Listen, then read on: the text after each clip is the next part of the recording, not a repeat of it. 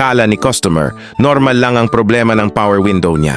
Pero ang totoo, isang maliit na diferensya lang pala ang dahilan kung bakit pahirap na pahirap gamitin ang bintana. May pumasok ngayon dito sa Door Doctor Garage isang Hyundai Tucson.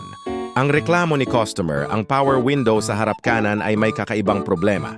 Kapag sa main switch ng driver pinindot, maayos naman ang pag-angat at pagbaba ng salamin. Pero kapag ang passenger na mismo ang gagamit ng sariling switch, umaangat lang ang salamin pero ayaw nang bumaba. Sabi ni customer, sobrang hassle raw lalo na kapag may pasahero siya. Isipin niyo, gusto lang naman ng pasahero na ibaba ang bintana pero kailangan pa niyang sabihin sa driver na siya ang magpindot ng switch. Hindi dapat ganito ang isang maayos na power window. Buti na lang habang nag-i-scroll si customer sa Facebook, napanood niya ang mga repair videos ng Door Doctor Garage. Doon niya nakita na marami na kaming naaayos na iba't ibang problema sa power window, kaya hindi na siya nagdalawang isip at dumiretso agad dito sa shop. Sinimulan naming i-check ang passenger switch at ang buong electrical connection. Pagkatapos ng masusing inspeksyon, nakita namin ang tunay na sanhi ng problema. Inayos namin ito, saka namin sinubukan ulit ang power window.